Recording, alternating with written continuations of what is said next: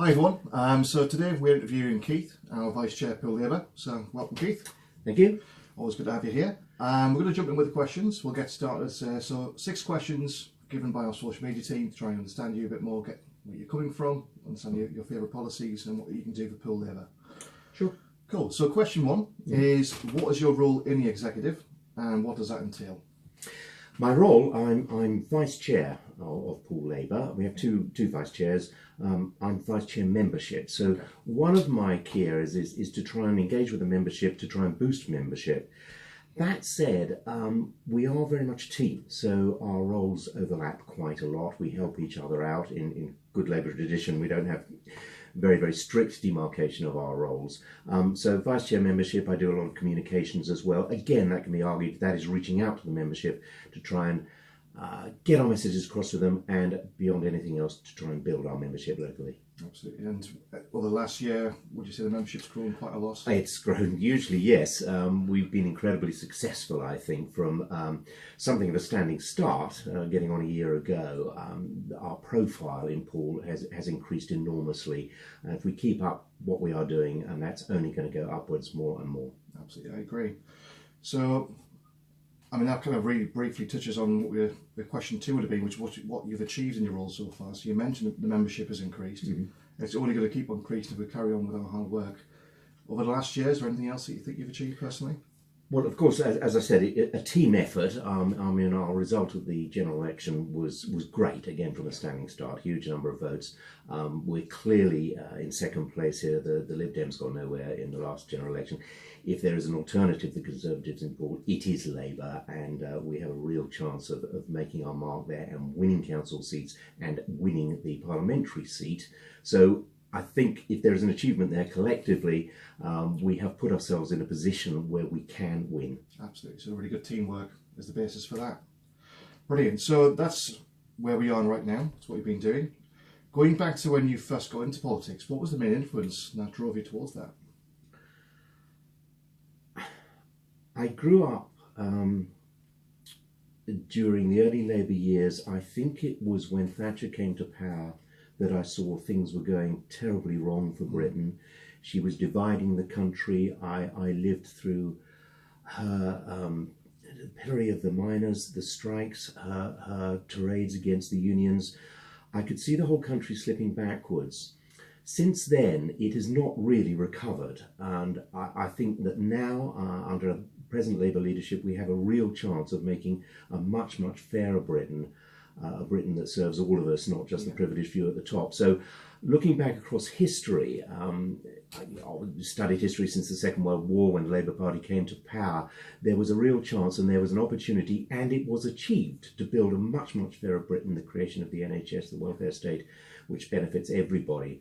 I think it was the Thatcher years which are the tipping point. I was never really a Conservative supporter at all, but that drove me to say, look, there has got to be a better way, and that feeling has continued. Now we really, really have to find that better way. Absolutely. So Thatcher was the straw that brought the camel's back that really got you into it. Very much. Absolutely. Brilliant. So from there, what do you think are the main priorities within Poole at the moment? I would say the main priorities in Poole, as in a lot of towns, boroughs, counties across the country, is to get our message out there that there is an alternative. I mean, how often do we hear it said, particularly from young people? All politicians are the same. You know, what's the point of voting? If Labour get in, it's not going to make any difference. I think our priority here is to get the message out there that there is an alternative. Labour is a real alternative, an alternative that benefits the many, not the few. That's the national mantra. But that is the reality too, that the Conservative Party, their policies, they only benefit the very few at the top, the already wealthy. And that gap between the wealthy and the rest of us is growing.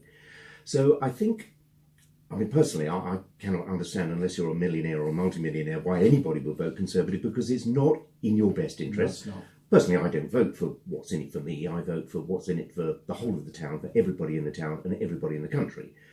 Even if you vote for what's just in it for me, by voting Conservative, you are voting for those very rich people at the top. You're not voting for the benefits for yourself. Absolutely. So if there's one thing that I think we can do here in Poole is to get the message out to people who either don't vote or vote for the Conservatives or other parties, that there is a real opportunity for change within the town and within the country by electing Labour and pointing out what the differences are, the policies that Labour put forward, and how that is going to benefit everybody. I think that is crucial, and I don't think that message is getting out there enough. We are trying very hard, so we've got to try harder. Excellent. So that's a very clear priority, making sure people understand we are different, there is change, and it will benefit everyone. Certainly. Not just a few. Excellent. So going from there, again, this might slightly tie in, where do you think that Poole Labour Party itself can improve, and how do you plan on doing that? We can increase our membership and support. That would improve us, of course.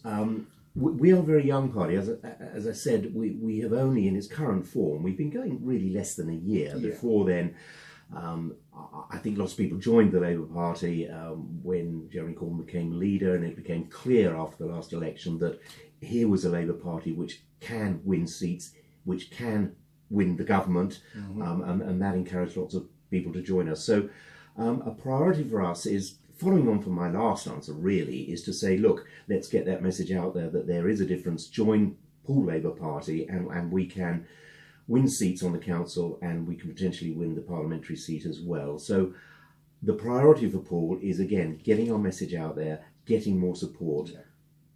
Excellent.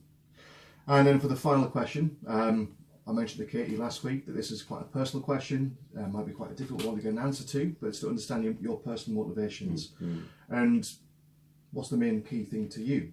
So if you could bring just one of Labour's policies into action tomorrow, nationwide, from the manifesto, what would that policy be and why? The front runner to me has to be the saving of the NHS. Yeah. I have talked to many people, I've talked to Conservative voters, and I've said, look, do you realise that the NHS is being scrapped under the Conservatives? That they're getting rid of it. It's all going to the American system. We won't have universal healthcare. You'll have to take out health insurance. You will pay £30 or £40 to see your doctor. The NHS is being scrapped under the Conservatives. And the response I've got is rather frightening, because I think most people out there, a lot of people, don't realise that this is happening. But it is. And if the Conservatives get power again, I think that's probably spells the end of the NHS, which has been the jewel in the crown, the envy of the world for so many years, since the Second World War when it was set up. So to me, the priority is to get the NHS back on track, invest properly in it, and to save it, because it is being scrapped under the Conservatives. Under Labour, it will still be there. So the main challenge there is making people aware that this is happening, that this is what the Tories are doing. They want to sell it. They are making money from it because they own the shares in the private companies that are taken over, and all their friends and family do. They're in it for themselves. Oh, absolutely. Couldn't agree more. Health shouldn't be about shareholders making money out of people being ill. I mean, that to me that's disgraceful. So yes, I think hanging on to the NHS, building the NHS, reinvesting in it, it has to be a priority.